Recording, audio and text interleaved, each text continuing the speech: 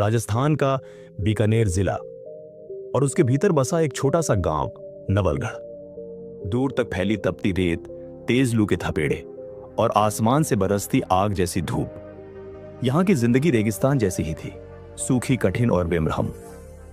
कुएं और तालाब सूख चुके थे और हर घर में सबसे बड़ा संघर्ष था पानी। गांव के चौपाल पर अक्सर झगड़े होते, किसका घड़ा पहले भरेगा, किसे 2 लोटा पानी मिलेगा और किसके हिस्से सिर्फ प्यास रह जाएगी। इसी गांव में रहता था एक लड़का, इरफान। उम्र सिर्फ 16 साल, लेकिन जिम्मेदारियों का बोझ उसकी पीठ को वक्त से पहले झुका चुका था। पिता पुराने ट्रक पर हेल्पर का काम करते थे, जिनकी आमदनी इतनी कम थी कि महीने भर का राशन भी किसी चमत्कार से पूरा होता।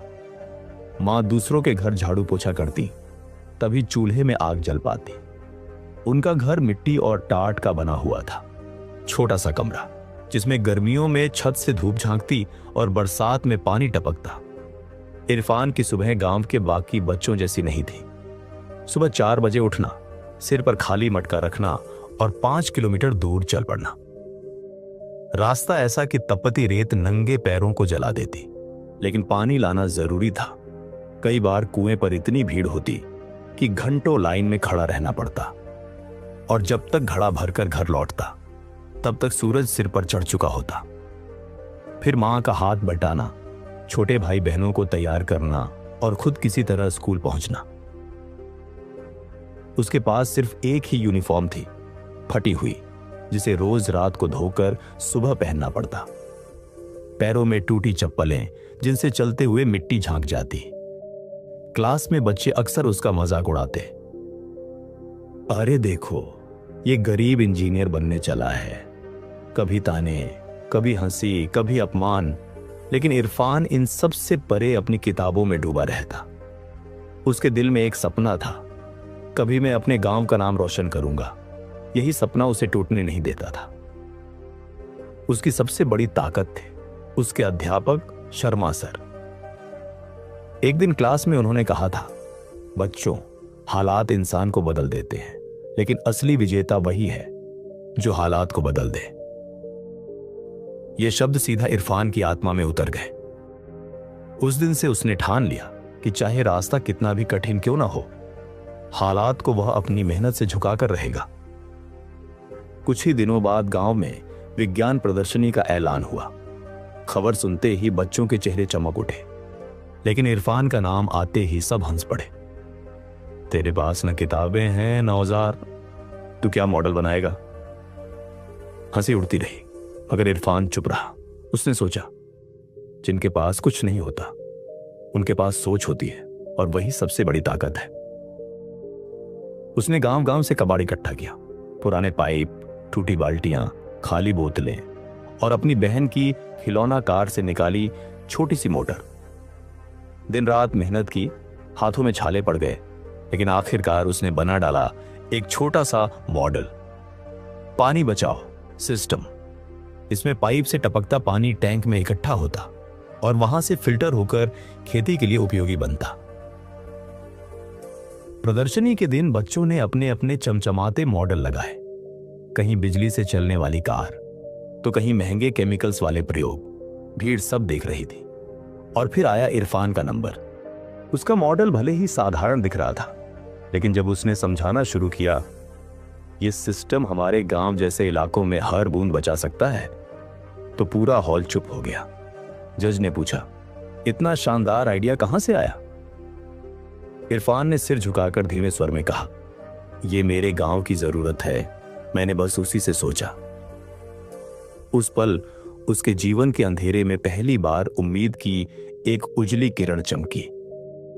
गांव की प्रदर्शनी जीतने के बाद अब बारी थी शहर के स्कूल में होने वाले फाइनल की, लेकिन वहां तक पहुंचना आसान नहीं था। घर में तो रोज की रोटी के लाले थे, बस का किराया भी भारी लग रहा था। तब मां ने अपनी छोटी सी चांदी की पायल और कान की बाली गिरवी रख दी। जब इरफान जाने लगा तो मां ने उसके सिर पर हाथ रखते हुए कहा, बेटा, तू सिर्फ अपना नहीं, पूरे गांव का सपना लेकर जा रहा है। ये शब्द उसके दिल में आग की तरह धधकने लगे।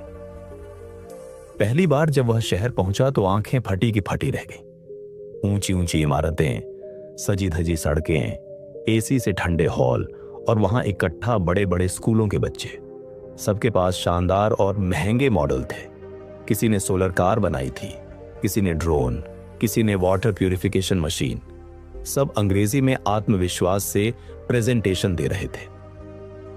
इरफान को लगा जैसे वह किसी और ही दुनिया में आ गया है। उसके भीतर घबराहट की लहरें उठी, हाथ पसीने से भीगने लगे और गला सूख गया। जब उसका नंबर आया तो उसने किसी तरह हिम्मत जुटाई और मंच पर अपना मॉडल रखा। शुरुआत में सब ठीक चला, लेकिन अचानक मोटर फंस गई और पानी का बहाव रुक गया। पूरा हॉल ठहाकों से गूंज उठा। अरे, गांव का लड़का क्या जाने टेक्नोलॉजी क्या होती है। इरफान की आंखों में आंसू भर आए। दिल जैसे बैठने ही वाला था। उस पल उसे मां के आंसुओं से भरे चेहरे की याद आई, पिता की थकी हुई आंखों की, और शर्मा सर के वो शब्द, हालात इंसान को बदल देते हैं, लेकिन विजेता वही है जो हालात को बदल दे। उसने हार मानने के बजाय हिम्मत दिखाई। मंच पर ही झुककर उसने मोटर खोला, उसमें फंसी मिट्टी को निकाला और फिर से जोड़ दिया। और फिर जैसे किसी चमत्कार ने साथ दिया हो, मॉडल चालू हो गया। पानी धीरे धीरे टैंक में जमा होने लगा और साफ होकर खेतों की ओर बहने लगा। पूरा हॉल तालियों की गड़गड़ाहट से गूंज उठा। वहां मौजूद हर आंख उसकी मेहनत और आत्मविश्वास देखकर दंग रह गई। नतीजे का ऐलान हुआ। इरफान का मॉडल दूसरे स्थान पर आया। उसके लिए यह जीत सोने से भी कीमती थी। इस उपलब्धि के साथ उसे स्कॉलरशिप मिली, आरटीयू कॉलेज में दाखिले का मौका और सरकार की ओर से सम्मान। जब वह गांव लौटा तो वही लोग जो कभी उसका मजाक उड़ाते थे अब उसकी मिसाल देने लगे। बच्चे उसकी ओर दौड़ते और कहते, इरफान भैया हमारे गांव का हीरो है। उस दिन उसने समझ लिया कि हार और जीत हर किसी के हिस्से आती है, लेकिन असली फर्क इस बात से पड़ता है कि आप हार के वक्त झुकते हो या लड़ते हो। कॉलेज पहुंचकर इरफान की दुनिया और बड़ी हो गई। उसने देखा कि उसके जैसे न जाने कितने बच्चे हैं जिनके सपने गरीबी और हालात में दब जाते हैं। कई बच्चे टैलेंटेड थे, लेकिन किताबें खरीदने तक के पैसे नहीं थे। तभी उसने ठान लिया कि वह सिर्फ अपनी किस्मत नहीं बदलेगा, बल्कि औरों का सहारा भी बनेगा। उसने कॉलेज की पढ़ाई के साथ साथ गांव लौटकर बच्चों के लिए फ्री साइंस और इंग्लिश क्लास शुरू की।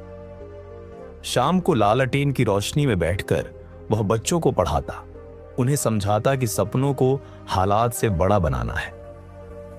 धीरे धीरे उसकी मेहनत और सोच पूरे इलाके में चर्चा का विषय बन गई। अखबारों में उसके काम की खबरें छपने लगीं, टीवी चैनल्स पर उसका इंटरव्यू आने लगा। उसे टेडेक्स टॉक्स और यूथ आइकॉन अवार्ड्स जैसे बड़े मंचों पर बुलाया गया। लेकिन इरफान का सपना इससे भी बड़ा था। उसने अफसर बनने का फैसला किया और दिन रात मेहनत में जुट गया। आखिरकार उसकी लगन रंग लाई और वह सरकारी अफसर बन गया। आज इरफान ने अपने गांव और आसपास के इलाकों में पानी बचाने की नई नई तकनीकें लगवाई हैं। उसने छोटे छोटे टैंक, पाइपलाइन और रेन वाटर हार्वेस्टिंग सिस्टम लगाकर गांवों को पानी की समस्या से राहत दिलाई है। नवलगढ़, जिसे लोग कभी प्यासा गांव कहते थे, आज मिसाल बन गया है। गांव के लोग गर्व से कहते हैं, इरफान ने हमारे गांव का नाम रोशन कर दिया। उसकी कहानी हमें यह सिखाती है कि हालात चाहे कितने भी मुश्किल क्यों ना हो, इंसान की सबसे बड़ी ताकत उसका हौसला है। असफलता मिलने पर भी हार मत मानो, क्योंकि असली हीरो वही है जो गिरकर भी उठे। जिस दुनिया ने कभी तुम्हें कमजोर समझा, वही एक दिन तुम्हें मिसाल मानकर ताली बजाएगी। टूटी चप्पल और पुरानी यूनिफॉर्म से शुरू हुई यह यात्रा आज हजारों बच्चों के लिए प्रेरणा बन चुकी है और साबित करती है कि इंसान अगर ठान ले तो रेगिस्तान में भी सपनों की नदियां बहा सकता है।